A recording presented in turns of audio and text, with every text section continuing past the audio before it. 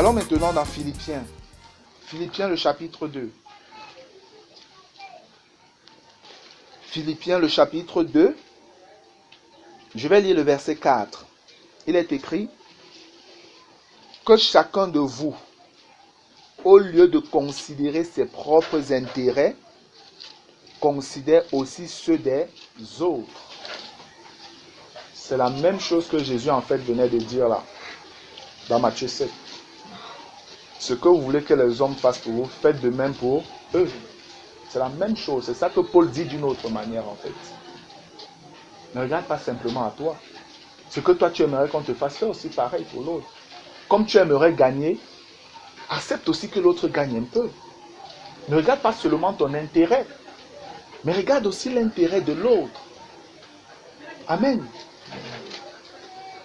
Donc frère, dans une activité, il faut toujours aller sur la base de l'équilibre, de l'égalité, de la justice de Dieu. Voilà le principe pour la prospérité chrétienne. Voilà le principe pour la prospérité chrétienne. Si tu es marchand, tu es commerçant, il ne faut pas être dans une attitude où tu veux gagner à plus de 300% du prix d'achat de ta marchandise. Et tu discutes, tu rançonnes les gens et tu crois que non, tu es trop fort, Dieu te bénit parce que tu as acheté quelque chose, je vais prendre comme ça, tu achètes quelque chose à 500. Mais tu vas vendre la chose à 5000. Tu estimes que waouh, non, Dieu me bénit, Dieu m'a béni.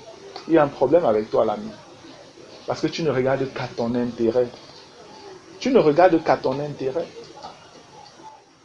Et tu vas pour ça raconter des trucs que non, la chose c'est tu ne sais pas combien j'ai acheté, c'est dur, c'est cher. Tu es en train de mentir.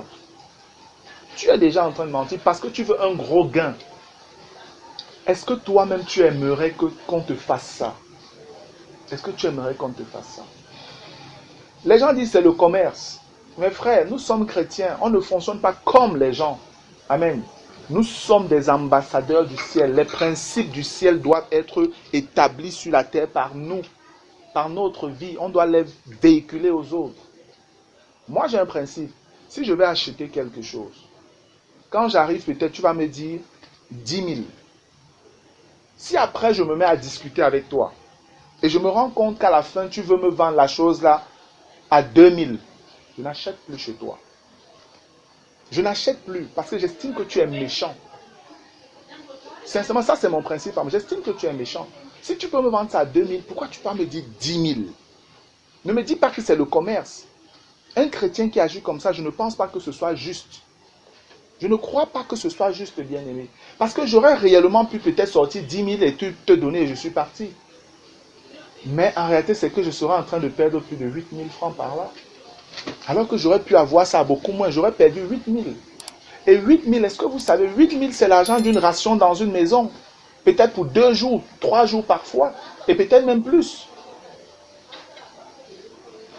Cette chose, peut-être j'en avais besoin. Mais tu m'as volé 8 000 francs. Et vous pensez que c'est juste? Parce que vous dites que non, c'est le commerce. La Bible, vous allez le voir, parle d'une règle d'égalité. Je gagne un peu dans ce qui peut me contenter et j'agis de manière à ce que l'autre aussi puisse se sentir à l'aise. Amen. Voilà le principe de Dieu, frère. Ce n'est pas le principe du monde. Sachez que le monde fonctionne sur un principe de capitalisme. Le gain à tout prix. Le gain à tout prix. On n'est pas obligé de faire comme le monde. C'est le monde qui doit nous copier. Amen. Ce n'est pas le monde qui est devenu la lumière de l'Église. C'est l'Église qui est la lumière du monde. Mais parce que le monde aujourd'hui, avec son gouvernement mondial, est en train de resserrer les choses, les chrétiens finissent par abandonner les principes de Dieu pour se conformer aux principes du monde. C'est pourquoi le Maître pouvait dire que lorsqu'il reviendra, est-ce qu'il trouvera la foi sur la terre? Le juste vivra par la foi. Dieu voulait demander, est-ce que je vais encore trouver même des justes? C'est ça qu'il voulait dire sur la terre. Est-ce que je vais encore trouver des gens qui marchent dans la justice? Mes frères, je vous dis, le Seigneur trouvera. Amen. Si ce n'est pas toi, sache qu'il y a des gens qui sont justes devant Dieu et qui vivent selon les principes de la croix. Et ce n'est pas facile. Mais ils ont accepté de vivre comme ça. Et je vous dis, ce Dieu qui est fidèle ne les abandonne pas et ne les délaisse pas. Amen. Dieu est fidèle pour veiller sur eux. Philippiens 2,4. Que chacun de vous, au lieu de considérer ses propres intérêts, ou alors ses intérêts seulement, c'est ce que ça veut dire, considère aussi ceux des autres. Et il redit la même chose encore au verset 21, toujours de Philippiens là. Tous, en effet, cherchent leurs propres intérêts et non ceux de Jésus-Christ. C'est pourquoi au début, je vous ai dit que tout ce que nous faisons en tant qu'esclaves, ce n'est pas pour nous-mêmes. Amen. C'est pour le Seigneur. Gloire à Dieu.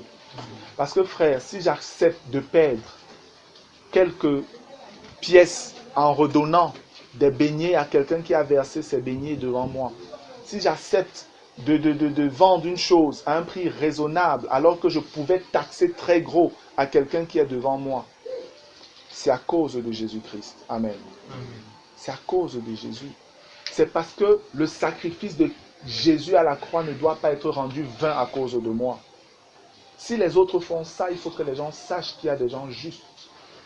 Parce que celui qui vient aujourd'hui devant moi pour dire qu'il veut acheter mon bic, le bic que je vends, peut-être il vient de quitter de chez mon voisin qui lui vend le même bic. Là-bas, on lui a dit, donne 500. Mais il arrive chez moi, je lui dis, donne-moi 150. Et il sera choqué que, mais attends, c'est le même bic, c'est le bon et tout. Tu lui dis oui. Peut-être il va même craindre que non, peut-être c'est le faux. Mais toi, tu es vrai. Amen. À lui aussi d'agir dans la foi et de te faire confiance. Alléluia. Amen. C'est comme ça qu'on lui apprend la foi. Tu lui fais, tu dis, non, prends, va tester si tu veux. Si c'est pas bon, ok, tu reviens me voir, je suis là. Tu lui parles avec assurance. Amen. Et quand il part, il essaye, il voit que c'est bon. Vous pensez que s'il vient encore un jour, il va passer chez l'autre? Non, il vient directement chez vous. C'est comme ça que vous prospérez. Il prendra l'argent à ses potes pour venir acheter chez vous. Il amènera des gens chez vous. C'est comme ça que vous serez en train de prospérer. Doucement. Doucement, vous allez prospérer. Parce que vous n'êtes pas dans l'amour de l'argent. Amen. Mais vous cherchez le contentement. La nourriture et le vêtement. Cela me suffit, Seigneur. Tu es dans sa volonté. Tu es dans sa volonté. Ça peut faire peur ce que je dis. Mais faites confiance à Dieu, frère. Amen. Argent, inquiétude, foi. Essayez de voir tout ça. Argent, inquiétude, foi. Vous choisissez quoi? La recherche effrénée de l'argent, les inquiétudes, ou alors la foi au Dieu qui a dit qu'il ne ment pas, qu'il ne nous abandonne pas, qu'il ne nous délaisse pas, qu'il est fidèle, il est tout puissant. Amen. Il connaît tout ce dont nous avons besoin avant même qu'on ouvre la bouche pour lui demander. C'est ce Dieu-là que je sers. C'est ce Dieu que je partage avec vous. Et frère, vous qui êtes là, je vous l'ai souvent dit, vous êtes témoin de la vie que je mène. Vous êtes témoin de la vie que je mène. Vous êtes avec moi presque tous les jours. Vous venez chez moi presque tous les jours. Vous connaissez mes activités et tout. Vous connaissez ma position. Mais comment ça se fait que je sois toujours en train de prendre le poids? Alors que je ne reçois ni dîme, ni offrande, ni je ne sais pas trop quoi. Comment ça se fait? Comment ça se fait? Que je n'ai pas de sponsor en Europe et tout, comme certains pasteurs qu'on envoie à l'argent chaque mois. Comment ça se fait? Le Dieu que je sers est fidèle. Amen. Et c'est pourquoi je peux parler avec assurance de ce Dieu-là.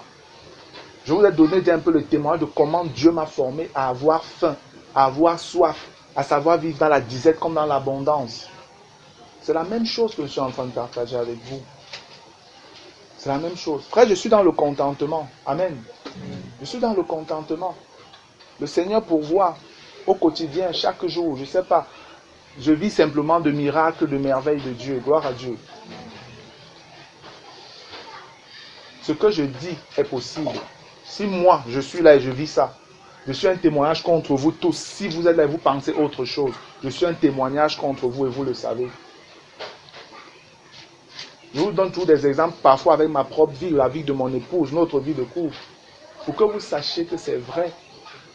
Ce sont des exemples pratiques que nous vivons, des choses que nous traversons ou que nous avons traversées avec le Seigneur. La Bible nous parle des gens qui ne recherchent que leurs intérêts, pas les intérêts de Christ. Parce que dès que tu es en train d'escroquer les gens, tu fais mal un travail qui t'est donné, tu prends beaucoup d'argent, tu ne dis pas la vérité. Tu penses que ce sont les intérêts de Jésus? Non. Tu te dis chrétien, tu luttes contre les intérêts de Jésus. Parce que si on finit par savoir que tu es chrétien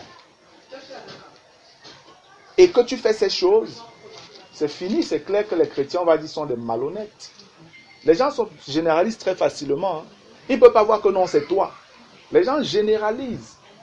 Pour que ça puisse être lavé dans sa tête, il faudrait que le Seigneur donne à celui-là l'occasion d'être en face d'un autre chrétien qui soit juste et vrai. C'est où il peut dire que non, toi tu es un vrai chrétien. Amen. Et je suis sûr que vous qui êtes là, dans vos activités, il est fort possible que quelqu'un vous ait déjà dit que non, toi tu es un vrai chrétien, tu n'es pas comme les autres. Et si tu n'as pas encore eu ce témoignage dans ton activité, pose-toi des questions. Parce que le monde est rempli de faux chrétiens. Et dans ton activité, il y a forcément des faux chrétiens. Et si tu travailles depuis un certain nombre de temps, on ne t'a jamais dit ça, ça veut dire que peut-être il n'y a pas trop de différence entre toi et les autres. Pose-toi des questions. Je suis très sincère, frère. Pose-toi des questions. Parce que le témoignage parfois de ces gens sont pour nous encourager. Cela vient de Dieu. Amen. Cela vient de Dieu. C'est Dieu qui permet souvent que quelqu'un dise non, toi tu es différent. Tu es vraiment bon dans ton travail, tu te comportes bien. C'est le Seigneur en fait qui parle par cette personne pour t'encourager. Et ce n'est que les paroles du Seigneur à la fin. C'est bon, fidèle, bon serviteur, viens te reposer. Tu as été fidèle, tu es un bon serviteur, tu as fait ce que tu devais faire. Viens maintenant dans la joie de ton maître. Vous devez commencer à avoir ce témoignage maintenant. Vous devez commencer à avoir ce témoignage maintenant. Si vous ne l'avez pas, il y a un problème avec vous. Essayez de demander à Dieu qu'est-ce qui ne va pas, Seigneur. Et si pendant je suis en train de parler, frère, le Saint-Esprit te convainc de quelque chose, s'il te plaît, prends la résolution déjà de corriger. Amen. Gloire à Dieu. Et lorsqu'on parle d'intérêt, pas simplement regarder ton intérêt. C'est exactement ça la vie de Christ. Le Seigneur l'a enseigné parce que c'est ce qu'il vivait. Gloire à Dieu. Jésus l'a dit parce qu'il vivait ça. Il est venu sous ce principe, pas son intérêt, pas ce qui lui plaît, mais les autres. Le Seigneur a agi en regardant toujours aux autres. Lorsque je parle de perdre, ça peut être au point où tu peux être dans un état, franchement, où tu peux même ne pas avoir tort. Mais parce que l'autre estime que tu as mal agi, ou qu'il estime que tu n'as pas bien fait. Frère, même si tu n'as pas tort, tu peux accepter de retirer ton argent afin de réparer la chose et que cette personne soit en paix dans son cœur. Tu peux perdre cet argent, entre guillemets, mais parce que tu le fais afin que non, le nom du Seigneur ne soit pas sali, blasphémé. Frère, tu as agi pour les intérêts de Christ. Amen. Et le Seigneur te récompensera. Le Seigneur te récompensera. Parce que vous n'allez pas toujours avoir les clients très doux, très gentils. Il y en a qui vont venir, qui sont des escrocs, qui vont venir croire qu'ils vont peut-être venir vous frapper et tout. Même si c'est ça et que vous soupçonnez même qu'il est peut-être dans ce... Si vous n'avez rien de clair, agissez même comme la personne veut et vous restez dans la justice. Amen. Et vous restez dans la justice. Le Seigneur se chargera de cette personne-là. Pour vous, agissez de telle manière que non, il n'y ait rien qui puisse vous tacher, qui puisse vous salir. Rien. Et lorsqu'on regarde dans Romains le chapitre 15, regardons ce que le modèle parfait nous a enseigné, nous a donné par sa vie. Romains 15, à partir du verset 1, il est écrit: nous qui sommes forts, nous devons supporter les faiblesses de ceux qui ne le sont pas et ne pas chercher ce qui nous plaît. Que chacun de nous plaise au prochain pour ce qui est bien en vue de l'édification. Car Christ n'a pas cherché ce qui lui plaisait, mais selon qu'il est écrit, les outrages de ceux qui t'insultent sont tombés sur moi. Amen. Lorsque la Bible dit, nous qui sommes forts, nous devons supporter les faiblesses de ceux qui ne le sont pas et ne pas chercher ce qui nous plaît. Nous sommes forts. Quels sont ceux qui sont faibles? Les païens. Amen. Les païens. Le chrétien est censé être fort parce que le chrétien est un être extraordinaire. Ce n'est pas un simple homme, c'est un homme qui est habité par l'Esprit de Dieu, qui est habité par Dieu. Donc le chrétien est fort, il peut supporter l'adversité dans le monde, il peut supporter les souffrances du monde. Le chrétien peut supporter la famine, la soif, la nudité, il peut supporter ça. Le païen a du mal à supporter ça, il est faible. Et nous devons donc apprendre à supporter certaines choses pour eux. Amen. Nous devons apprendre à perdre certaines choses pour eux. Nous devons apprendre à perdre, frère. Jésus l'a fait. Pourquoi nous, on ne le ferait pas? Jésus l'a fait. Tu pourrais être moto-taximan, tu portes quelqu'un sur ta moto. Il te dit, amène-moi là-bas et tout ça, je vais te donner 500. C'est bien loin et tu sais, voilà, tu pars. Quand tu arrives là-bas, le gars commence à fouiller ses poches. Il te dit, mais je ne retrouve pas l'argent. Je croyais que je n'ai même plus rien et tout. Tu fais quoi? Tu descends de ta moto, tu gardes, tu cravates. Que mon ami, ici, tu vas simplement chier mon argent. Tu vas vomir mon argent. Frère, si tu as compris que tu peux supporter un faible,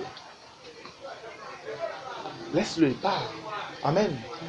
Dis-lui même une parole de bénédiction, même de consolation. Et pars. Ce que j'ai dit, ce sont des choses folles pour le monde, mais c'est la prédication de la croix. C'est une folie pour le monde. C'est une folie pour le monde. Si celui-là est vrai, si c'est la vérité il avait et puis il n'a plus, Dieu connaît. Amen. Si c'est un escroc qui a l'habitude de le faire, t'inquiète pas, ce n'est pas ton problème. Ce n'est pas à toi d'exercer la justice ou la vengeance. Laisse-le entre les mains du Seigneur. Tant que tu n'as pas de preuves claires, laisse. Dis-le, ok mon ami, vraiment il n'y a pas de problème. En tout cas, ça peut arriver à tout le monde, hein, vraiment. Ça va, que Dieu te bénisse même. Tu tournes ta moto, tu pars. Dieu va te bénir avec un autre client. Amen. C'est ça mourir pour avoir la vie. C'est ça perdre pour gagner, frère. C'est ça la croix de Christ dans notre activité.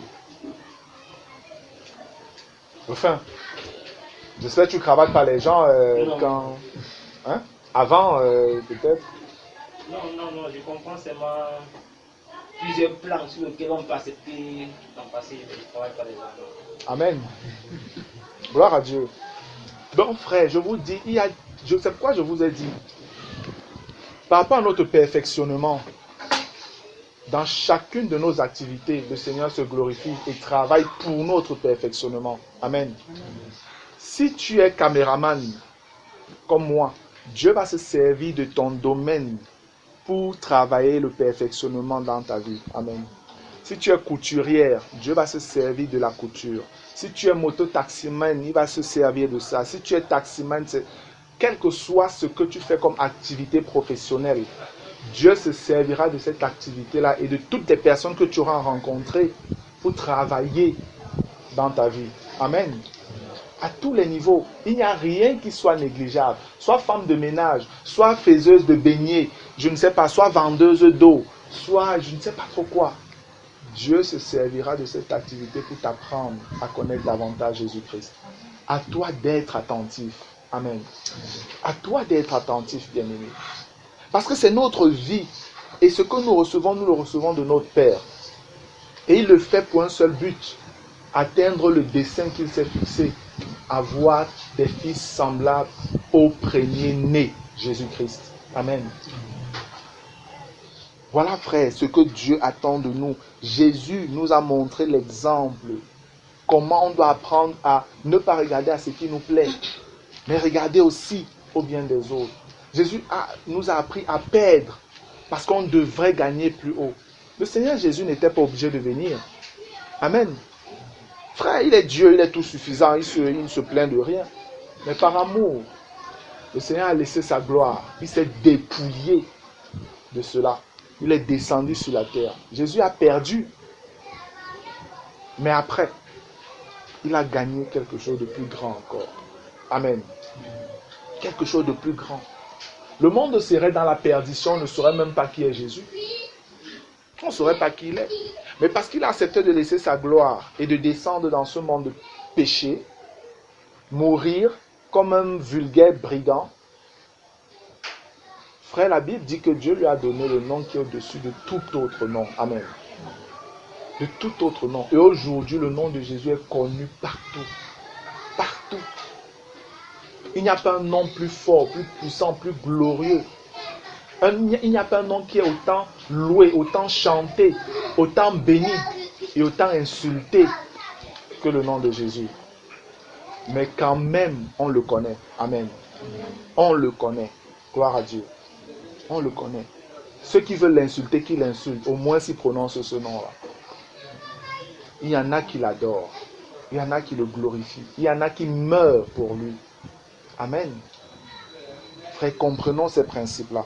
Regardons dans 1 Corinthiens chapitre 10.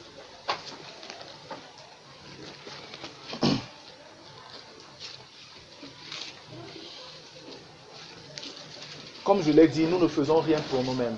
Tout ce que nous faisons, c'est pour le Seigneur. Ton activité est pour glorifier Dieu. Sache-le d'abord.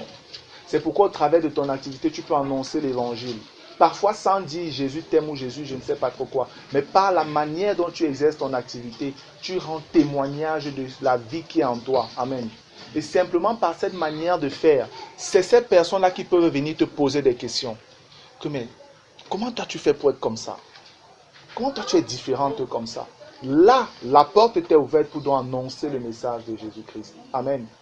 Et c'est pourquoi la Bible nous dit peut-être dans 1 Corinthiens chapitre 10, si vous regardez à partir du verset 31, il est écrit « Soit donc que vous mangez, soit que vous buviez, soit que vous fassiez quelque autre chose, faites tout pour la gloire de Dieu. » Amen. Frite tes beignets et vends-les pour la gloire de Jésus. Amen. Porte ton seau d'eau et va vendre tes sachets d'eau pour la gloire de Jésus. Va arranger le courant qui est gâté chez les voisins au nom de Jésus. Conduis les clients que tu ramasses dans la rue, toi taximan, au nom de Jésus. Voilà, vends tes marchandises, coule les habits au nom de Jésus, pour la gloire de Jésus. Verset 32. Ne soyez en scandale ni aux Grecs, ni aux Juifs, ni à l'Église. De la même manière que moi aussi, je m'efforce en toutes choses de complaire à tous, cherchant non mon avantage, mais celui du plus grand nombre, afin qu'ils soient sauvés. Amen. Afin qu'ils soient sauvés. Je ne cherche pas mon avantage, je fais tout pour plaire à tout le monde, afin de pouvoir sauver quelques-uns. Et après il dit, soyez mes imitateurs comme je le suis moi-même de Christ. C'est exactement ce que Jésus a fait. Jésus n'a pas recherché son avantage. Jésus n'a pas recherché ce qui lui plaisait pour sauver quelques-uns. Amen. C'est la même chose que Paul faisait. Ce sont les mêmes enseignements que nous avons reçus. Paul a reçu cette manière de faire de Jésus. Nous avons reçu les mêmes choses aujourd'hui de Jésus, de ses apôtres et de ses saints prophètes, dont on doit pouvoir vivre exactement la même chose que Paul. Amen. La même chose que le Seigneur Jésus-Christ. Non pas notre avantage, mais l'avantage des autres. Frères, nous sommes appelés à être traités comme le rébut, les balayures, pour que les autres soient élevés. C'est le principe de la vie de la croix. Et même dans ton activité, fais confiance à Dieu. Ne pense pas que, mais attends, je vais seulement faire pour perdre et tout ça. Tu n'as pas compris ce que je suis en train de dire. Je ne dis pas que tu vas perdre, tu ne perdras pas si tu mets en pratique les principes de Jésus-Christ. Amen. Tu ne perdras pas, bien-aimé. Ce n'est pas possible que tu perdes. C'est que Dieu ne sera plus fidèle. Et le Dieu que je suis en train de t'annoncer, lui, il est fidèle. Amen. Lui, il est fidèle. Il y a une jeune sœur qui m'a envoyé un message l'autre jour. En fait, j'ai envoyé une photo avec un message qui donnait de comprendre que en fait, la vie avec Christ, c'est un espoir sans fin. La vie sans Christ, c'est une fin sans espoir. Quand j'ai envoyé ça, directement, elle me dit, mon papa lui dit le contraire. Et son papa est censé être un frère. Il dit, mon papa lui dit le contraire. Il dit, à quoi ça sert de servir un Dieu qui n'agit pas? Voilà ce qu'elle dit. C'est un frère, hein? Je lui ai dit, c'est que ton papa sert forcément un faux Dieu. Parce que mon Dieu, lui, il agit toujours. C'est ce que je lui ai dit directement. C'est que ton papa sert un faux Dieu. Parce que mon Dieu, lui, il agit toujours. Et je sais que son papa est un chrétien. C'est un monsieur qui passe le temps, et il a toujours passé le temps à se plaindre. Toujours à se plaindre. Il allait en retraite il y a quelques années. C'est quelqu'un qui était dans la garde rapprochée du président de la République, Paul Biya. Garde rapprochée. Donc quand le président voyageait, il était là toujours dans les escortes à l'étranger, partout. C'est lui qui nous raconte tous ses voyages. Et quand ils allaient là-bas, ils rentraient souvent, on leur donnait 3 millions de frais de mission et tout.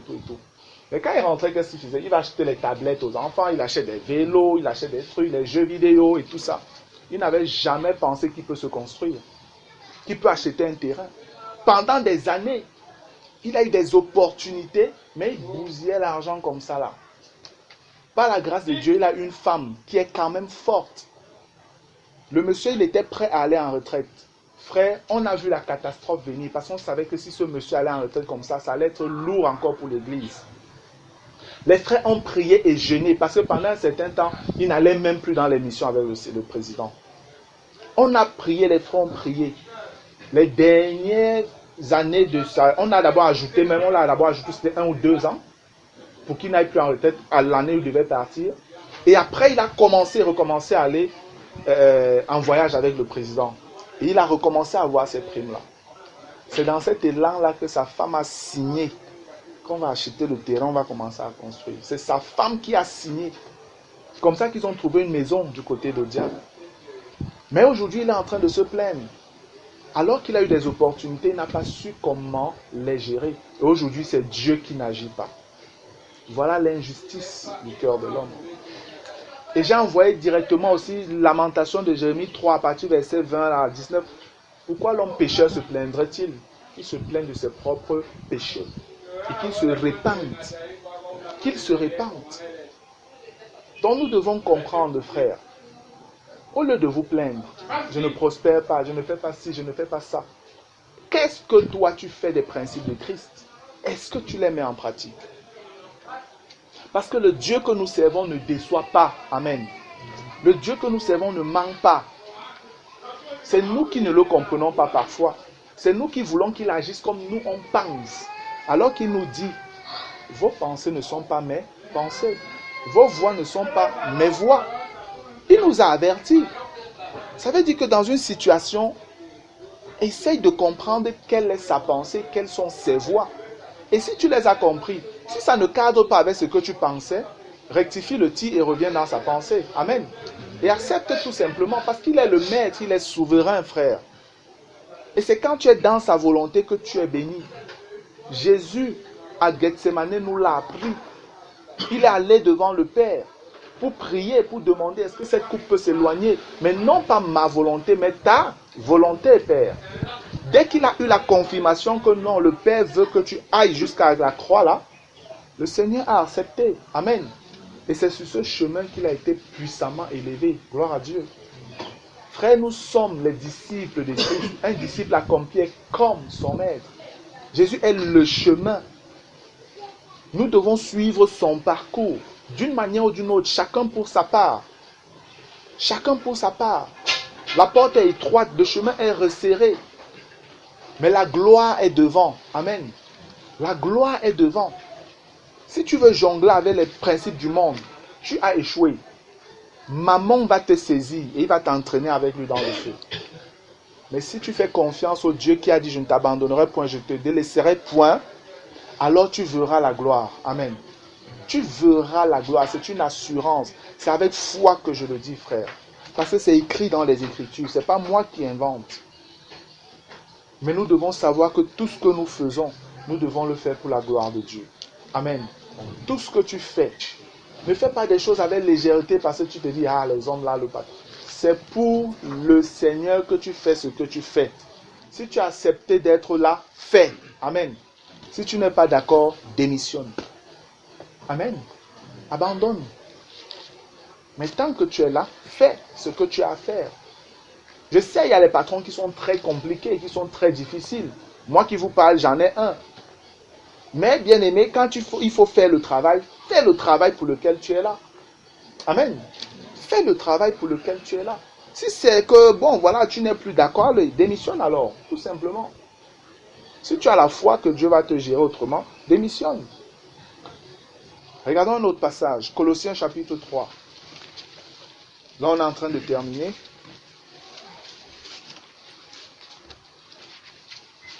Colossiens, le chapitre 3.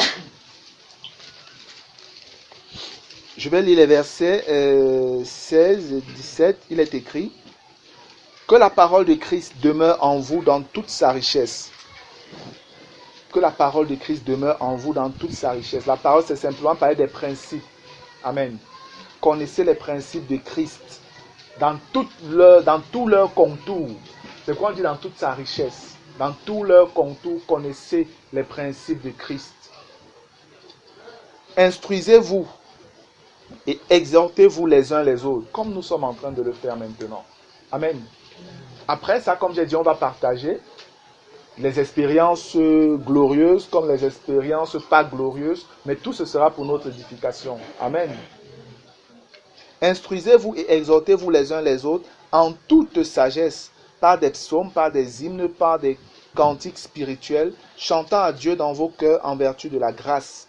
Le verset 17 dit « Et quoi que vous fassiez en parole ou en œuvre, faites tout au nom du Seigneur Jésus, en rendant par lui des actions de grâce à Dieu le Père. » Amen. Et lorsqu'on va un peu plus loin au verset 22, on dit « Serviteurs, obéissez en toutes choses à vos maîtres selon la chair. » Donc on dit les maîtres humains, les hommes. On n'est pas en train de dire de les servir selon la chair, puissant de péché et de mort. On se comprend bien. Amen. Parce que comme je dis, un frère m'a dit ça un jour. Que bon non, si nos patrons sont des païens, on peut les servir selon la chair, il n'y a pas de problème, ce sont les païens. Non. Ici, quand on parle de vos maîtres selon la chair, c'est de vos maîtres qui ne sont pas peut-être chrétiens. Parfois, ce n'est pas le Seigneur. Amen. On dit, c'est pour vous dire, je ne parle pas du Seigneur, je parle d'un homme. Amen. Ça peut être un frère comme ça peut être un païen. Serviteurs, obéissez en toutes choses à vos maîtres selon la chair, non pas seulement sous leurs yeux, comme pour plaire aux hommes, mais avec simplicité de cœur, dans la crainte du Seigneur. Donc il n'est pas question de jouer au malin. Quand le patron n'est pas là, tu te mets les vernis aux ongles, tu te tailles les ongles, je ne sais pas, tu lis les journaux, tu joues au jeu, Zuma et tous les restes là et tout. Mais dès que tu sens que le patron arrive, allez, rapidement tu es l'employé modèle qui est en train de travailler. Il y a un problème, tu n'es pas juste. Tu n'es pas juste. Parce que tu le fais pour toi, tu ne le fais plus pour le Seigneur. Amen. Parce que le Seigneur, là, il voit. Les dossiers que tu laisses et tu es en train de t'amuser, il y a des gens qui sont en train de souffrir à cause du fait que leur dossier n'avance pas. À cause de toi. Il y a des veuves qui veulent que la pension de leur feu mari passe. Mais toi, tu es en train de jouer à des jeux au lieu de travailler, de traiter leur dossier. Et elles sont en train de souffrir. Les enfants ne vont pas encore aller à l'école cette année parce que la pension ne passe pas encore. Et tu es tranquille. Comment tu penses que tu peux prospérer? Sérieux. Vous voyez les fonctionnaires là, pour la plupart, ils finissent toujours, même souvent toujours en location. Alors qu'ils ont travaillé pendant des années. Mais ils finissent toujours en location. Et après, ils sont les plus malheureux là au quartier. Ce sont des gens qui ont passé le temps à faire des choses dans l'injustice. Ils ne récoltent que ce qu'ils ont semé. Et il y a des chrétiens malheureusement qui font pareil. Frère, réveillez-vous un peu. Dieu est juste. Amen. Les païens disent souvent que l'enfer c'est ici. Tout ce que tu fais, tu récoltes ici. L'enfer c'est pas ici. Mais ils ont raison dans le sens où ce que tu fais déjà ici, tu commences à le récolter sur cette terre. Amen. D'une manière ou d'une autre, directement ou indirectement, tu récoltes. Que ce soit toi, que ce soit ton enfant, ta femme, ça passe. Tu vas récolter. Tu vas subir, tu vas sentir ça dans ta chair. Tout ce que vous faites, verset 23, tout ce que vous faites, faites-le de bon cœur, comme pour le Seigneur et non pour des hommes. Ça veut dire que quand tu veux faire tes beignets, rassure-toi d'être propre. Rassure-toi d'être propre, bien-aimé. Parce que dis-toi que les beignets là, Jésus peut venir là comme un simple client, venir manger tes beignets. Amen. Donc dis-toi que non, le prince, le roi des rois, va venir manger mes beignets ce soir.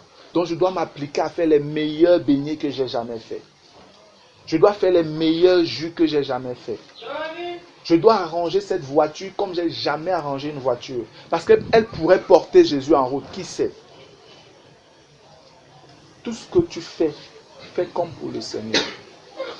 Ta moto doit être propre parce que tu pourrais porter le Seigneur. Ton taxi doit être propre parce que tu pourrais porter le Seigneur. En toutes choses, frères, nous devons être des modèles et agir selon des principes liés à la personne de Jésus et non pas dire que je m'en vais porter les gens la main, je vais chercher l'argent. C'est vrai, tu sors parce que tu veux de l'argent, mais sache que chaque sortie que tu fais est d'abord pour la gloire de Dieu. Amen. Chaque sortie que tu fais, c'est d'abord pour la gloire de Dieu. Glorifie le Seigneur dans ton service, dans ta profession. Tout ce que vous faites, faites-le de bon cœur comme pour le Seigneur et non pour des hommes, sachant que vous recevrez du Seigneur l'héritage pour récompense. Servez Christ le Seigneur. Est-ce que vous voyez le corollaire? On vous dit de servir des hommes, mais on vous dit que c'est Christ qui va vous récompenser. Est-ce que vous comprenez ça? Si tu sers seulement l'homme, tu le serviras mal. Amen. Mais si tu sers Christ en servant l'homme, tu serviras bien. Et tu auras un héritage. Jésus va te récompenser. Amen. Le Seigneur va te récompenser, frère. Car celui qui agit injustement recevra selon son injustice. Et il n'y a point de favoritisme. Chapitre 4, verset 1 de Colossiens. Maîtres, accordez à vos serviteurs ce qui est juste et équitable, sachant que vous aussi vous avez un maître dans le ciel. Amen. Maîtres, accordez à vos serviteurs ce qui est juste et équitable. Maîtres, c'est les patrons. Amen. Les patrons. Accordez à vos serviteurs, donc à vos employés, ce qui est juste et équitable, sachant que vous aussi, vous avez un maître dans le ciel. Je vous ai parlé tout à l'heure du principe d'égalité que nous, chrétiens, nous devons mettre en pratique parce que c'est comme ça que notre Seigneur fonctionne. Quand le Seigneur parle ici, il parle de ce qui est juste et équitable. C'est l'égalité. Donc, vous êtes dans la justice.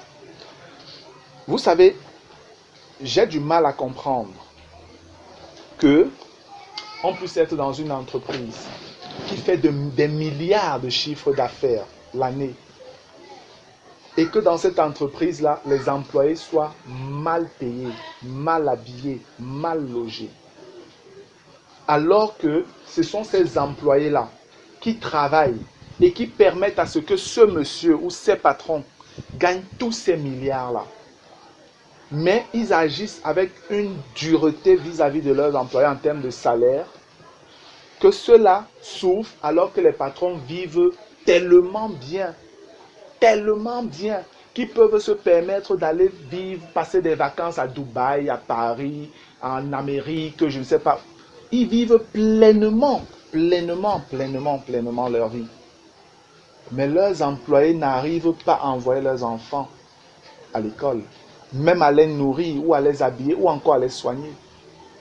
Ce n'est pas juste d'agir comme ça, frère. Avec Dieu, il y a une règle d'égalité, d'équité. Amen. Entre les maîtres et les serviteurs, entre les patrons et les employés.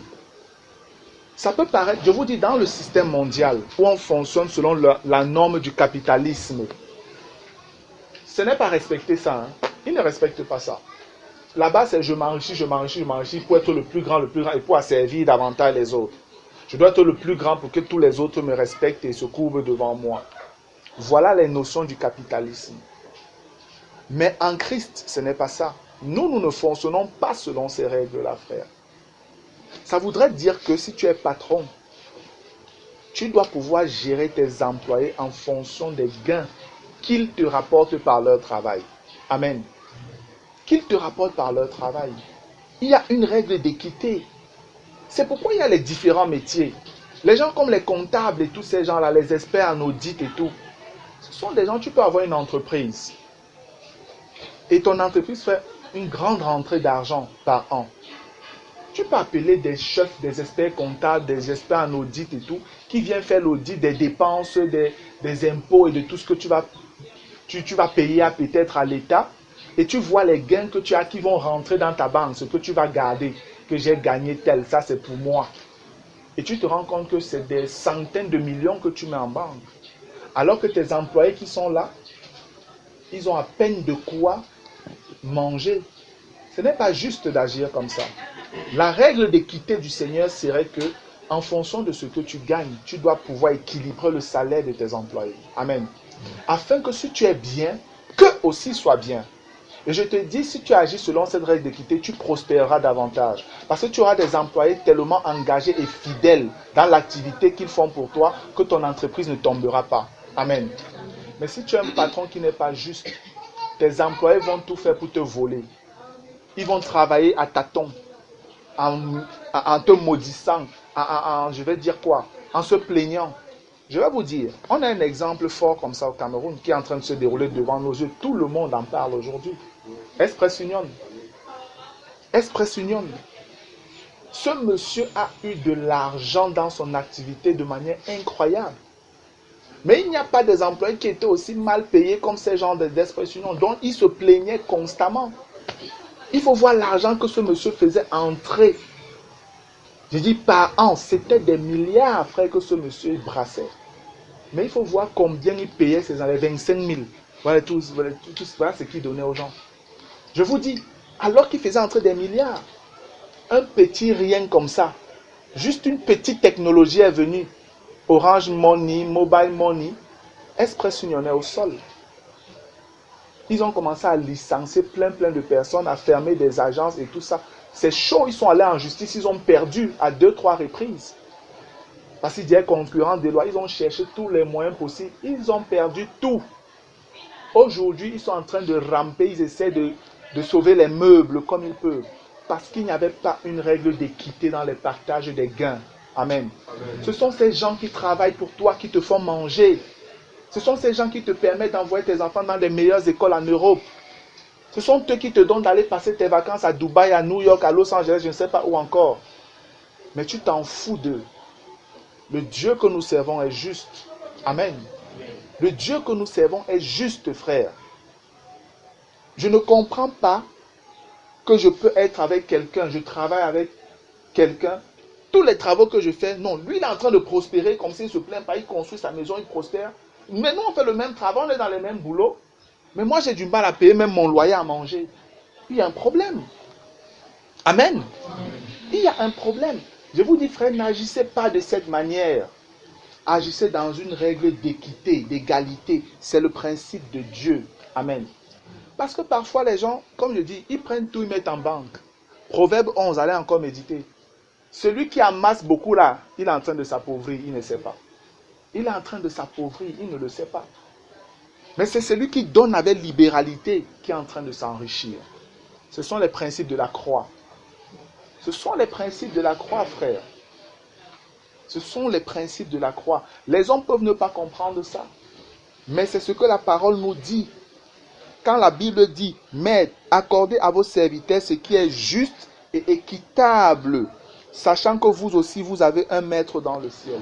Juste et équitable. Ça veut dire que l'employé lui-même, il est reconnaissant et il reconnaît que non, ce que j'ai, c'est vraiment ce que je mérite. Amen. Et il est content. Il est satisfait.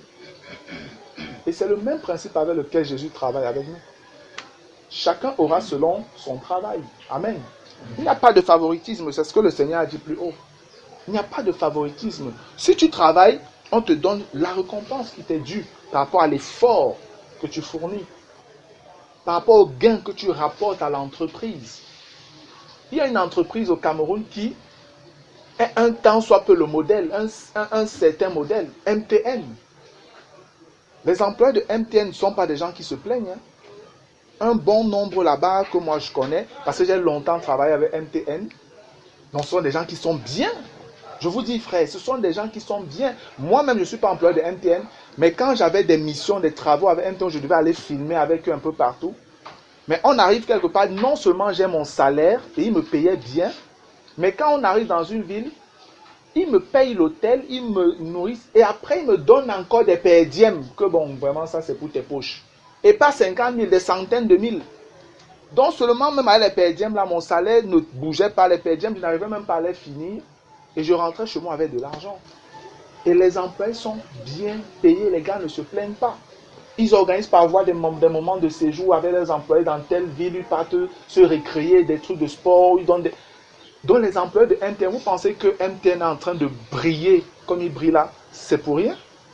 Non, c'est parce que dans une certaine mesure, ils appliquent des principes divins même sans s'en rendre compte. Amen. Et Dieu est juste. Amen. Et le Seigneur est juste. Très peu, vous allez voir les employés de MTN qui se plaignent. Et là-bas, ils ont vraiment un profil de carrière où tu peux commencer dans les call centers, tu grandis, et tu deviens même un des cadres là. Je connais un frère qui a commencé dans les call centers. Aujourd'hui, il est un des cadres, un des responsables. Et le frère est à l'aise. Le frère est bien, il peut aller prendre ses vacances, il voyage, il part, voilà, il est tranquille. Et c'est pas pour rien que MTN est en train de briller comme MTN brille. Orange passe son temps à copier MTN, à imiter MTN et tout ça. Parce que Orange, voilà, les Français, ils font comme ils font. Donc je veux que vous compreniez, frère, le Dieu que nous servons est juste. Amen. Et ces principes sont vrais. Quand on parle de règles d'égalité, ce sont des principes bibliques. Il n'est pas normal que je travaille avec le frère, peut-être, je vais dire que Zacharie. On travaille dans la même activité et tout. Lui, il prospère, moi, je ne prospère pas. Il n'est pas normal que Jaurès qui travaille peut-être avec, je vais dire quoi, Roméo, que Jaurès est en train de prospérer et que Roméo ne prospère pas, alors qu'ils sont vraiment en train de faire le même boulot, même si c'est Jaurès qui semble être le patron. Dans la paix, il doit y avoir égalité. Amen. Une certaine règle d'égalité, frère. Si Clovis travaille avec Alexis dans le domaine de l'électricité, il n'est pas normal que Clovis ait faim, Clovis n'arrive pas à payer son loyer, alors qu'Alexis a déjà acheté son terrain, veut construire sa maison, veut acheter la voiture, veut machin, veut, alors que Clovis a faim. Il y a un problème. Je vous dis, frère, c'est qu'il y a un problème quelque part. Sincèrement, il y a un problème quelque part. Donc les frères qui travaillent ensemble, et Josine qui travaille avec les autres sœurs là et tout, il doit avoir une certaine règle d'égalité où les gens se sentent à l'aise. Amen. Où les gens se sentent à l'aise. Je comprends que ceux qui portent l'activité peuvent avoir des charges. Je comprends. Peut-être tu vas acheter, c'est toi qui mets l'argent pour acheter les fruits, c'est toi qui achètes des glaciers, c'est toi qui achètes... Tout ça doit être amorti. C'est toi qui gères ton congélateur, la lumière, tout ça doit être amorti. Mais dans les gains, après que tu aies amorti tout dans les gains, il faut une règle d'égalité. Amen. Il faut une règle d'égalité. Et si tu travailles avec des bien-aimés dans cet esprit, tu verras que ces gens-là vont te bénir parce qu'ils vont trouver que au travers de cette activité, moi aussi je vis. Amen. Je peux prendre soin de moi, je peux m'habiller, je peux nourrir ma maison, je peux. Et ils veilleront à ce que cette activité prospère. Mais si tu n'es pas juste, tu verras qu'ils seront là parce que manquant quoi faire. Ils seront là d'un seul cœur partagé, je vais dire. Dès qu'ils trouveront mieux ailleurs, ils sont partis. Ils sont partis. Moi, je connais des gens qui travaillent avec des patrons qui sont justes. Ils ne gagnent pas beaucoup. Mais la manière dont le patron là le traite et la manière dont le patron gère les gains, il te dit que je préfère rester là que d'aller de l'autre côté. Frère, sérieux. Seulement par la manière dont le patron gère les choses, la transparence et tout, il dit non, moi je préfère rester avec ce patron que d'aller chez celui-là même qui dit qu'il paye là. Je reste ici. Si je vais là-bas, ça sera plus chaud pour moi. Même si je vais gagner beaucoup, je n'aurai plus de vie. Parce que voici les différences. Regardons pour terminer 2 Corinthiens chapitre 8. Quand je parle de règles d'égalité. 2 Corinthiens chapitre 8. C'est l'avant-dernier passage que nous allons examiner ce soir.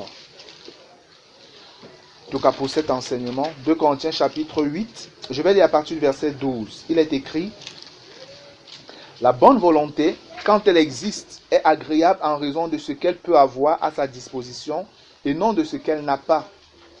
Car il s'agit non de vous exposer à la détresse pour soulager les autres. C'est ce que je suis en train de dire. Je ne dis pas que vous qui mettez de l'argent, qui achetez du matériel, qui supportez un certain nombre de coûts, vous devez vous appauvrir pour vos employés. Non, ce n'est pas ce que je dis. Ce n'est pas ce que je dis, frère. Il doit y avoir une règle d'égalité. Rentrez dans vos frais, couvrez vos dépenses et tout, mais sachez comment repartir les gains après. Amen. Sachez comment repartir les gains. Donc, car il s'agit non de vous exposer à la détresse pour soulager les autres, mais de suivre une règle d'égalité. Dans la circonstance présente, votre superflu pourvoira à leurs besoins. Votre superflu, c'est ce qui ne vous sert pas. Tout ce que tu prends, tu peux maintenant mettre en banque. Tu as déjà payé toutes tes factures, tous tes impôts et tout. Ce que tu as, que tu peux jouer la vie avec, comme les gens disent là. Tu peux aller à Hawaï, pour ceux qui aiment aller à Hawaï. Tu peux aller où tu veux jouer la vie à Kribi, à Limbe, ou je ne sais pas trop où encore. Cet argent-là, Dieu appelle ça dans une certaine mesure le superflu. Et Dieu te dit, dans la circonstance présente, votre superflu pourvoira à leurs besoins. Parce que tout ce que tu amasses là, ces gens ont encore des besoins peut-être. Et tu ne les payes pas à l'allure de leur travail. Selon tout le boulot qu'ils donnent, toute l'énergie qu'ils donnent, pour que tu aies autant de superflu en banque. Dieu dit non, ça ne doit pas être comme ça. Tu ne dois pas avoir autant de superflu alors qu'ils ont des besoins. Vois comment établir une règle d'égalité où ils peuvent, dans une certaine mesure, être satisfaits en fonction de ce que toi tu gagnes. Et après il dit, afin que leur superflu pourvoie pareillement au vôtre, en sorte qu'il y ait égalité. Amen. Donc chacun dans une certaine mesure se dépense pour que nous soyons dans une norme d'égalité. Si tu veux que je me donne à fond pour que tu sois bien, sois aussi prêt à me rémunérer en fonction de l'énergie que j'ai dépensée. Amen. Là, je dépenserai davantage parce que je sais que tu combleras aussi mes forces. Tu sauras comment me combler. Et après, on dit au verset 15, selon qu'il est écrit, celui qui avait ramassé beaucoup n'avait rien de trop, et celui qui avait ramassé peu n'en manquait pas. Égalité. On dit celui qui avait ramassé beaucoup n'avait rien de trop, et celui qui avait ramassé peu n'en manquait pas. Donc réellement, on donnait à chacun selon son besoin. Amen. C'était en fonction des besoins que le Seigneur bénissait, donnait. Tu pouvais ramasser beaucoup, tu ramassais beaucoup et tu prenais beaucoup. Dieu permettait ça en fonction de tes besoins. Amen. L'autre pouvait venir prendre peu par rapport à toi, mais il ne manquait de rien parce qu'il a pris en fonction, Dieu lui a donné en fonction de ses besoins. Aujourd'hui, dans les entreprises, ce n'est pas ça. Les patrons doivent être tout puissants, très riches, avoir des grosses voitures. Pendant que vous vous battez là à pied, vous luttez avec la pluie et quand vous arrivez en retard, on vous demande des explications et tout ça. Alors qu'ils vivent très bien. Ils peuvent vous permettre d'avoir même aussi des voitures, mais ils ne veulent pas. Ils ne veulent pas. Eux, ils doivent être très puissants et vous devez être toujours en bas. C'est un principe simplement satanique. Amen. Satan veut toujours dominer sur les autres. Au lieu de t'apprendre à pêcher, il veut que tu sois toujours en train de venir te courber là pour lui demander le poisson. Il te donne quelques arrêts, il estime qu'il est très bon. Malheureusement, certains chrétiens fonctionnent sur ce même principe. Comment vous pensez que vous pouvez prospérer? Vous allez prospérer sur le plan matériel, mais votre vie spirituelle sera foutue. Et quand Christ reviendra, vous ne partirez pas. C'est où vous comprendrez que non, vous avez abandonné les principes de la foi depuis. Mais il est écrit, frère. Il est écrit, je dis, c'est l'un des rares versets qui est répété 4 fois dans la Bible, dans différents livres.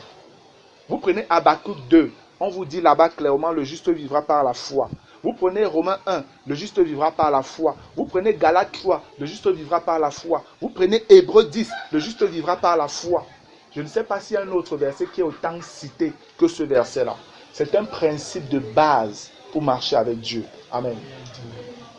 Le juste vivra par la foi.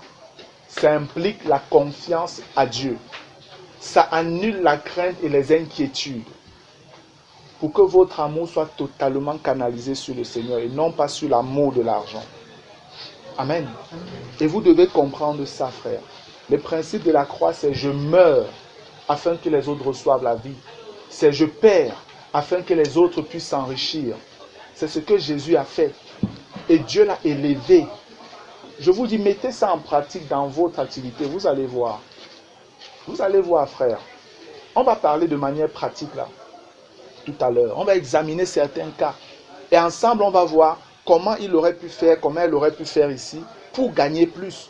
Est-ce que tel il a agi, tel elle a agi? C'est à son avantage. Vous allez, on va essayer de travailler dessus tout à l'heure. pour que vous voyez de manière pratique de quoi je suis en train de parler. Parce que je donne là, c'est la théorie peut-être. Mais il est bon que vous ayez des cas pratiques. Amen. Je termine avec ce passage de 2 Corinthiens chapitre 4. Verset 6. 2 Corinthiens 4, 6. Car Dieu qui a dit, la lumière brillera du sein des ténèbres, a fait briller la lumière dans nos cœurs, pour faire resplendir la connaissance de la gloire de Dieu sur la face de Christ. Amen. Nous portons ce trésor dans des vases de terre, afin que cette grande puissance soit attribuée à Dieu et non pas à nous. Donc on a puissamment la vie de Christ en nous, afin que cette vie soit manifestée à l'extérieur, aux yeux du monde. Et Dieu veut que des faibles créatures que nous soyons, manifestions cela, afin que la gloire lui revienne à lui. Le monde-ci n'est plus habitué à la justice. Amen. Le monde n'est plus habitué à la justice. C'est pourquoi tu peux voir si quelqu'un marche, son argent, son porte-monnaie tombe, tu le stoppes, tu récupères son porte-monnaie, tu lui remets, il est totalement étonné. Il dit, waouh, il y a encore des gens comme ça sur la terre-ci. Voilà un peu l'exclamation que les gens posent souvent. Et c'est bien de réconforter les gens comme ça. Amen. C'est bien d'accorder ce soulagement aux gens. Parce que tu ne peux pas imaginer combien il avait dans son porte-monnaie, pourquoi il avait l'argent là, et où est-ce qu'il était en train d'aller. L'argent est tombé, il ne sait pas. Toi, tu viens, tu récupères, tu dis, oh, Dieu m'a béni. Tu pars, tu vis à gauche, la personne est en train d'aller à droite. Quand la personne arrive là pour résoudre son problème, il n'y a plus. Et son problème, c'était son enfant qui était malade. Il fallait l'argent là pour rapidement soigner son enfant. Aujourd'hui, nos infirmiers, nos docteurs, ils s'en fichent. C'est l'argent d'abord, sinon pas de soins. L'enfant meurt parce que tu as récupéré la chose de quelqu'un, tu ne lui as pas remis. Tu viens de tuer quelqu'un. Et tu penses que tu vas aller au ciel? Sérieux, tu crois que tu vas aller au ciel?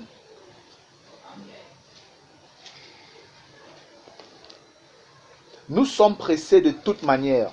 Nous les chrétiens, nous qui sommes forts, nous sommes forts. Nous sommes pressés de toute manière, mais non réduits à l'extrémité. Dans la détresse, mais non dans le désespoir. Les païens sont dans le désespoir. Nous, on peut être dans la détresse là et tout, mais jamais dans le désespoir. Amen. Parce qu'on a une espérance vivante. Persécutés, mais non abandonnés. Les païens pensent qu'ils sont totalement abandonnés. Nous, on peut nous traiter comme on veut nous traiter, comme les balayures du monde. Mais on sait qu'on n'est pas abandonnés. Parce qu'un homme qui est Dieu, Jésus a dit, je suis avec vous tous les jours. Amen. Je suis avec vous tous les jours. Et c'est lui, Dieu, qui a dit, je ne t'abandonnerai point, je ne te délaisserai point. Tu dois avoir la foi en ces paroles. Le juste doit vivre par la foi. Ce principe demeure et doit être appliqué encore plus maintenant en ces temps difficiles, frère. En ces temps difficiles, c'est maintenant qu'on doit prouver qu'on vit par la foi. Ce n'est pas quand tout va bien que tu vas raconter aux gens que je vis par la foi, je vis par la foi. Non. Tu vis par la foi comment? Tu vis par la foi comment? C'est dans les difficultés parfois qu'on voit si réellement on vit par la foi. Amen. Persécuté, mais non abandonné. Abattu, mais non perdu. Parce qu'il arrive des moments durs, c'est vrai. On peut parfois passer des moments durs, mais on n'est pas perdu. On ne doit pas être perdu. Portant toujours avec nous dans notre corps la mort de Jésus. Pourquoi? Afin que la vie de Jésus soit aussi manifestée dans notre corps. Alléluia. Dans ton activité, tu dois porter la mort de Christ. Amen. Afin que la vie de Christ puisse aussi être manifestée dans ton activité, frère. Est-ce que vous comprenez le principe spirituel? Amen. La mort de Christ serait une perte volontaire. Une perte parce que le plat de quelqu'un avec ses beignets est tombé et tu lui donnes des beignets gratuitement après. Une perte parce que quelqu'un, tu l'aurais pris dans ton taxi, après il se rend compte qu'il a oublié son portefeuille à la maison et tu le laisses partir sans l'agresser. C'est ça la mort en fait. Mais si tu le fais au nom du Seigneur parce que tu sais que c'est un homme et ça peut arriver, n'essaye pas de juger, n'essaye pas de soupçonner, peut-être il me trompe, peut-être il me ment. L'amour ne soupçonne point le mal. Amen. Ce n'est pas ton affaire. Si ton cœur est un cœur qui est lié à Christ, tu es là pour faire du bien. Amen. Tu es là pour faire du bien. Si ça dépendait que de toi, peut-être tu sortirais avec ta voiture, tu portes même les gens gratuit là dehors. Mais il faut aussi que tu manges. Amen. Mange dans la justice selon les grâces et les bénédictions que Dieu met devant toi. Et s'il arrive que tu dois aider quelqu'un, aide-le.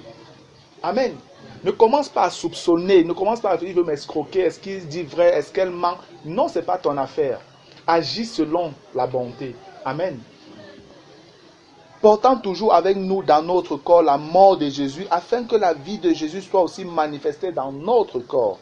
Car nous qui vivons, nous sommes sans cesse livrés à la mort à cause de Jésus, l'action de la croix, afin que la vie de Jésus soit aussi manifestée dans notre chair mortelle. Amen. Lorsqu'on accepte de mourir, la vie de Christ est aussi manifestée. Lorsqu'on accepte de perdre au nom du Seigneur, la prospérité, la bénédiction du Seigneur va aussi se manifester dans notre activité. Amen. Ainsi, la mort agit en nous et la vie agit en vous. C'est vraiment le principe de Christ. La mort a agi en Christ, n'est-ce pas? Pour que nous ayons la vie. C'est la même chose. Nous aussi, on doit savoir parfois perdre un peu pour que les gens puissent avoir un peu de soulagement. Amen. Si on peut le leur apporter, frère, n'hésitons pas. Mais nous savons que le Seigneur nous réserve un héritage qui ne peut pas se flétrir. Amen. Un héritage éternel. À cause de ces simples choses que nous faisons sur la terre, présentement. Les autres peuvent voir que nous sommes faibles. Les autres peuvent voir qu'on perd. Mais non, c'est parce qu'ils ne sont pas dans notre principe de vie. Ils ne comprennent pas notre principe de vie. La croix là, la prédication de la croix est une folie pour ceux qui périssent. Mais pour nous qui sommes sauvés, c'est la puissance de Dieu. Amen. C'est la puissance de Dieu pour que nous prospérions dans notre activité aussi. Pas simplement sur le plan de la vie spirituelle. Mais notre richesse spirituelle doit également être liée à notre richesse matérielle. Amen. Je veux que tu prospères comme prospère l'état de ton âme. C'est ce que Jean dit. Je veux que tu prospères en toutes choses comme tu prospères dans l'état de ton âme. Toutes choses là, c'est les autres bénédictions matérielles et tout. De la même manière, tu grandis spirituellement de manière équilibrée. Tu devrais pouvoir également être béni sur le plan matériel, selon les principes de Christ. Amen. Verset 13. Et comme nous avons le même esprit de foi qui est exprimé dans cette parole de l'Écriture, j'ai cru, c'est pourquoi j'ai parlé. On peut dire j'ai cru, c'est pourquoi j'ai agi. Amen. J'ai cru, c'est pourquoi j'ai agi. Nous aussi nous croyons et c'est pour cela que nous parlons, c'est pour cela que nous agissons. Si vous croyez en ce qui est dit, ce que je vous dis depuis, frère, agissez maintenant. Et vous allez voir le résultat. Mettez un peu ça à l'épreuve, vous allez voir. Le Seigneur dit dans Malachie, mettez-moi à l'épreuve et vous allez voir si je n'agis pas. C'est écrit, mettez-moi à l'épreuve, Dieu le dit. Mettez un peu Dieu à l'épreuve sous ces principes, vous allez voir. Sachant que celui qui a ressuscité le Seigneur Jésus nous ressuscitera aussi. La résurrection passe par la mort. Amen. Et la résurrection est une bénédiction. Sachant que celui qui a ressuscité le Seigneur Jésus nous ressuscitera aussi avec Jésus et nous fera paraître avec vous en sa présence. Car tout cela arrive à cause de vous, afin que la grâce en se multipliant fasse abonder à la gloire de Dieu les actions de grâce d'un plus grand nombre. Ça veut dire quoi? Plus vous agirez de cette manière, selon les principes de la croix, acceptant la mort pour que la vie de Christ soit manifestée dans la vie des autres, acceptant des pertes entre guillemets pour que d'autres puissent avoir du réconfort. Frère, la parole est en train de nous dire, ces gens vont davantage bénir Dieu. Amen. Ils vont davantage bénir le Seigneur. Parce qu'ils vont voir vraiment des gens qui agissent comme Dieu veut. Et c'est comme ça que leur cœur peut être ouvert à l'évangile de Jésus-Christ. C'est pourquoi Paul disait qu'il fait tout. Il ne recherche pas son avantage. Mais il fait tout afin de pouvoir sauver quelques-uns. Et il dit, il imitait Christ. Amen. C'est pourquoi verset 16. Nous ne perdons pas courage. Et même si notre homme extérieur se détruit, notre homme intérieur se renouvelle de jour en jour. Moi, je dis, je prends tous ces principes-là sur le plan même professionnel. Ton activité peut être là, tu as l'impression qu'elle est en train de périr, alors qu'en réalité, il y a quelque chose qui est en train de grandir au fond. Amen. Quand ça va exploser, tu ne vas pas te rendre compte, frère. Je vous dis, c'est un peu ce que la parole est en train de dire, parce qu'on mélange le matériel et le spirituel ici. Physiquement, on peut être en train de faiblir, être faible spirituel, physiquement. Mais spirituellement, on est fort. Amen. Tu peux être là, je prends mes mesures, je suis là, je souffle, mon pied fait tout ce qui s'est fait là. Mais ça ne me diminue pas spirituellement. Amen. Spirituellement, je dois rester fort. Si c'est que je commence à écouter les douleurs de gauche et de droite là, je serai couché, je ne ferai plus rien. Mes frères, ok, le corps fait comme il fait, mais l'esprit à l'intérieur doit continuer à être en communion avec le Seigneur. Amen. Une source de bénédiction. Verset 17. Car, écoutez, car nos légères afflictions du moment présent produisent pour nous, au-delà de toute mesure, donc de ce qu'on ne peut pas mesurer, un poids éternel de gloire, parce que nous regardons non point aux choses visibles, mais à celles qui sont invisibles, la foi. Car les choses visibles sont passagères et les invisibles sont éternelles. Amen. Frères et moi, je vous invite à une richesse éternelle. Amen. La richesse éternelle parle des biens du monde à venir. Mais ça n'exclut pas que vous soyez aussi bénis sur le plan matériel dans ce monde-ci. Mais soyez bénis selon les principes de Dieu. Amen. Une bénédiction qui ne vous entache pas de malédiction. Non. Parce que la bénédiction du monde là, c'est une fausse bénédiction. Ils escroquent, ils mentent, ils volent et tout ça. C'est pour un temps après les problèmes. Mais la bénédiction de Dieu est réellement celle-là qui enrichit. Amen. Et elle n'est suivie d'aucun malheur. Gloire à Dieu. Donc voilà, bien-aimés, ce que je voulais partager avec vous comme ça rapidement. Avant qu'on entre dans le côté pratique. Donc vraiment, je vais d'abord prier et puis bénir le Seigneur. Je vais arrêter l'enregistrement. Et s'il y a des questions, vous pourrez les poser peut-être avant qu'on entre maintenant dans le travail que nous aurons à faire cette soirée. Gloire à Dieu. Seigneur, notre Dieu, notre Roi, nous te bénissons encore, Père. Je te rends grâce, Papa, de ce que tu m'as soutenu pendant ce moment. Je te bénis même encore de tout ce que tu m'as révélé, même pendant que j'étais en train de parler. Merci pour les instructions, merci pour les conseils, merci pour les paroles de sagesse. Ô Dieu, que tu nous as donné encore pendant ce moment. Je prie que tu continues à nous instruire, Seigneur, sur ces choses. Je te supplie de travailler vraiment dans nos vies, Père, afin que nous entrions dans la prospérité selon ta volonté. Nous rejetons toute prospérité charnelle et mondaine et nous voulons embrasser la prospérité, Seigneur, de l'Esprit, la prospérité du royaume d'en haut, la prospérité du royaume de lumière, la prospérité de Jésus-Christ, Seigneur, la prospérité des habitants du ciel. Nous qui sommes des ambassadeurs sur cette terre, ambassadeurs du ciel sur la terre, Seigneur. Nous t'implorons au nom de Jésus afin que tu nous aides de comprendre. Nous avons été instruits même dans nos écoles selon les principes de prospérité de ce monde, Seigneur. Mais nous ne voulons plus cela. Nous prions que tu nous nettoies de cela, Seigneur. Que tu nous laves de tous ces principes. De la même manière que tu avais purifié Moïse de toute la sagesse des Égyptiens, Seigneur. Et que tu nous remplisses des principes du royaume au nom de Jésus-Christ. Père, je sais que ce n'est pas facile. Mais toi seul peux accomplir cela. À qui d'autre irions-nous, Seigneur? Nous sommes là à tes pieds. Nous soupirons après toi, Jésus. Nous soupirons après ta sagesse. Nous soupirons après tes instructions. Nous soupirons après les directives de ton esprit dans nos activités. Et nous demandons ta bénédiction, ô Dieu, au nom puissant et glorieux de Jésus-Christ. Amen. En Dieu, il faut toujours espérer. En Dieu, si le temps avance, espère. En ici, les années avancent, mais espère. En ici, même si ton âge avance, espère.